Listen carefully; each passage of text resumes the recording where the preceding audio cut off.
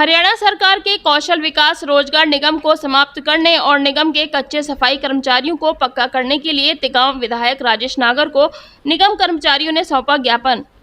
हरियाणा सरकार द्वारा हाल ही में लागू किया कौशल विकास रोजगार निगम के विरोध में एवं नगर निगम के कई वर्षों से कच्चे पड़े सफाई कर्मचारियों को पक्का करने के विरोध में आज नगर निगम के सैकड़ों सफाई कर्मचारी तिगांव के विधायक राजेश नागर के निवास स्थान पर पहुंचे, जिन्होंने विधायक राजेश नागर को मुख्यमंत्री के नाम अपनी मांगों को लिए ज्ञापन सौंपा। सफाई कर्मचारियों का कहना है कि हाल ही में फरीदाबाद निगम के 24 गांवों को अपने अधीन किया है। वहां पर सफाई कर्मचारी की ड्यूटी तो लगा दी है, लेकिन निगम की तरफ से अभी तक उन्हें कोई रोजगार नहीं मिला है, जिसके कारण उन्हें काम करने में काफी समस्याएं आ रही हैं। साथ ही साथ उन्होंने बताया कि कौशल विकास रोजगार निगम के द्वारा सरकार की ठेकेदारी प्रथा लागू करने जा रही है, इसे तुरंत प्रभाव से समाप्त किया जाए, अन्यथा 20 अगस्त को रोहतक में एक बड़ा विरोध प्रदर्शन तमाम निगम के सफाई कर्मचारियों द्वारा किया जाएगा।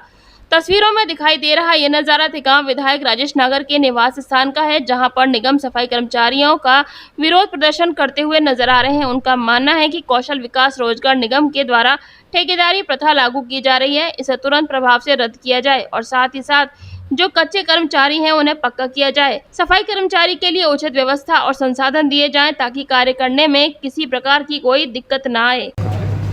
हाँ, क्या मुख्य समस्या है? नहीं तो कोई कोल्ची है, नहीं झाड़ू है, सारी झाड़ू हम अम्मा के पास लग रहे हैं, हम हमारी झाड़ू खत्म होगी। अच्छा, अम्मा हॉस्पिटल में लगे हुए काम पे।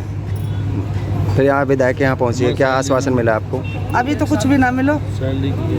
और क्या समस्या? हमारी जो 1 साल की सैलरी नहीं मिल रही, क्या करें हम, क्या खबा अपने बच्चे ने। मतलब आपके पास काम करने के लिए औजार नहीं है? बिल्कुल भी ना औजार। कब से ये समस्या है? घने दिन हो गए। मेरा नाम राम रत्नम है, जिले का वरिष्ठ प्रधान भी हूँ और वार्ड सप्लाई यूनियन का सचिव भी हूँ। अच्छा। आज हमें तकरीबन 1992 के लगे हुए कर्मचारी हैं। हमें वार्ड सप्लाई में माली भी, बेलदार भी हैं, सभी कैडर के आदमी हैं, इसमें सफाई कर्मचारी भी हैं। और आज तक हमको सरकार ने रेगुलर नहीं किया, सिर्फ किस वजह से? पढ़ाई लिखाई और उम्र की छूट के लिए। वर्ष 2003 में कर्मचारी पक्के हुए, 2017 में कच्चे कर्मचारी पक्के करे थे इन्होंने, क्योंकि एक दिन काम नहीं करा, सरकार ने फर्जी आदमी पक्के कर दिए। नंबर हमारा था और हम पक्के नहीं करे सरकार ने, 155 आदमी। और अब सरकार ने 2014 में छोड़ दिए, 2017 में भी कच्चे कर्मचारी करे तो वो हम जब भी नहीं करे। हम सरकार से हमें 30 साल काम करते करते हो गए, लेकिन 30 साल में आज तक हमारी तनख्वाह 12,900 मिल रही है। तनख्वाह भी नहीं बढ़ी 2-3 साल से।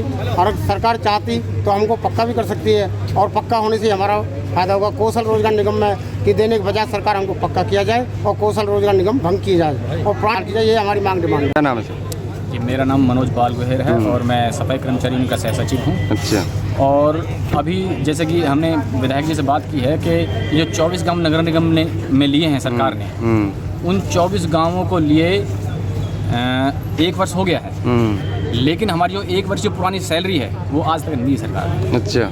सरकार ने 1 जनवरी 2021 से 24 गांव को लेने का ऑर्डर कर दिया, लेकिन प्रशासन ने, यहाँ के फरीदाबाद के प्रशासन ने कागजी कार्रवाई करने में 1 वर्ष लगा दिया। अच्छा। जिसके कारण हमारी 1 वर्ष की सैलरी आज मरने की कगार पर है। हालांकि विधायक जी ने आश्वासन दिया है कि वो सैलरी पास होकर आ गई है, जल्द हमें मिल जाएगी, लेकिन 1 वर्ष का जो कर्जा है हमारे ऊपर, उससे हम बहुत ज़्यादा परेशान हैं। मतलब जिनसे हमने कर्जा ले रखा था वो तो ये कहते हैं कि भाई आपको तनख्वाह मिलनी शुरू हुई है, आप पैसे नहीं दे रहे हमारे, जबकि सच्चाई ये है कि 1 वर्ष की तनख्वाह हमारी रुकी हुई है, सरकार ने रोक रखी है। अच्छा, आप 24 गाँव में काम कर रहे हैं? जी, 24 गाँव में जो हम आए हैं, जो नगर निगम में लिए हैं, उनके कर्मचारी हैं। अच्छा, लेकिन तनख्वाह नहीं मिल पा रही है? 1 वर्ष की जो हमारी पिछले वर्ष की है 2021 की, वो तनख्वाह नहीं मिली है। औजार वगैरह सब कुछ? औजार की भी बड़ी दिक्कत है, कोई सामान नहीं है सफाई करने के लिए, और सफाई के आदेश आते हैं बार बार, यहाँ से सफाई करो, ऐसे करो, वैसे करो। जब कर्मचारी के पास सामान नहीं होगा तो कर्मचारी काम कैसे करेंगे? क्या नाम है? मेरा नाम कृष्ण चिंडालिया, ज्ञापन सौंपा विधायक को? नगर निगम सचिव।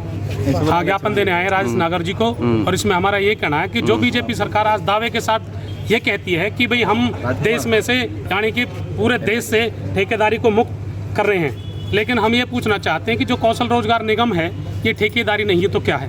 सरकार दावे के साथ ये कहती है पूरे यकीन से कि भाई ये ठेकेदारी नहीं है, ठेकेदारी को हम खत्म कर रहे हैं, लेकिन जिसमें हमारे कर्मचारी का भविष्य नहीं, जिसमें हम पक्के नहीं हो सकते, तनख्वाह बढ़ाने की नहीं कह सकते, तो हम ये पूछना चाहते हैं ये ठेकेदारी नहीं है तो क्या है? हम ये चाहते हैं कि कौशल रोजगार को तुरंत प्रभाव से ये भंग किया जाए। जो कच्चे कर्मचारी आज 25 और 30 साल से शहर में काम कर रहे हैं, शहर को सारी सुविधाएं दे रहे हैं, अपने आप को बीमारी लगाकर देश को बीमारी से मुक्त कर रहे हैं, उन सफाई कर्मचारियों को पक्का किया जाए। अच्छा, नहीं तो ये सफाई कर्मचारी मजबूर होकर एक दिन हड़ताल पर जाएगा और फिर इसका अंजाम फिर शासन या सरकार भुगतेगी। इसकी जिम्मेदारी हमारी नहीं होगी। हम ये कहना चाहते हैं जो हमारा जो पक्का कर्मचारी है, आज सरकार ने जो एक्स ग्रेशिया की पॉलिसी जो लागू करी कर्मचारी के लिए, आज डेथ होने के बाद कर्मचारी को उसके जो पेरेंट्स हैं उसको नौकरी, बेटे को या घरवाली को नौकरी दी जाए, उस पर भी बहुत सारी शर्तें सरकार ने लगा रखी हैं। हम चाहते हैं कि ये शर्तें भी हटनी चाहिए। क्या नाम है? मेरा नाम गुरचरण सिंह खांडिया, सफाई कर्मचारी यूनियन फरीदाबाद। अच्छा जी, आज यहाँ आए विधायक के कार्यालय पर, क्या कुछ कहना है? हम यहाँ पर नगर पालिका कर्मचारी संघ के आह्वान पर एक ज्ञापन देने आए हैं और हमारी मांग है कि कौशल रोजगार निगम को भंग किया जाए। हरियाणा सरकार ने हमारे कर्मचारियों पर ज़बरदस्ती इसको थोपा जा रहा है ठेकेदारी के तौर पर। हम ये कहना चाहते हैं जो निगम में और विभागों में लगे कर्मचारी हैं उनको पक्का किया जाए और हमारे जो सफाई के औजार हैं वो हम पे बिल्कुल नहीं है, उनके हमने सफाई करने में दिक्कत आ रही है। दूसरा, कोरोना टाइम में हमारे मंत्री ने क्या नाम उसका अनिल विज मंत्री जी ने हमसे वादा किया था कि भी जोखिम भत्ता के तौर पर आपको 4,000 रुपये आपकी तनख्वाह में लगाए जाएंगे, 50 लाख का बीमा आपका किया जाएगा। लेकिन झूठे वादे कर गए, आज तक कोई भी हमारी मांग मंजूर नहीं करी और बार बार मतलब हमें झूठा आश्वासन सरकार देती है। हम सरकार के मंत्रियों को ज्ञापन देने के बाद हम 20 अगस्त को रोहतक में रैली करने के बाद ऐलान करेंगे आर पार की लड़ाई का। या तो हमारे सरकार हमारे कर्मचारियों के सुन ले, नहीं तो फिर बातचीत के माध्यम से सुन ले, नहीं तो फिर हम हड़ताल पर उतारू हो जाएंगे। फिर प्रशासन की और सरकार की जिम्मेदारी होगी।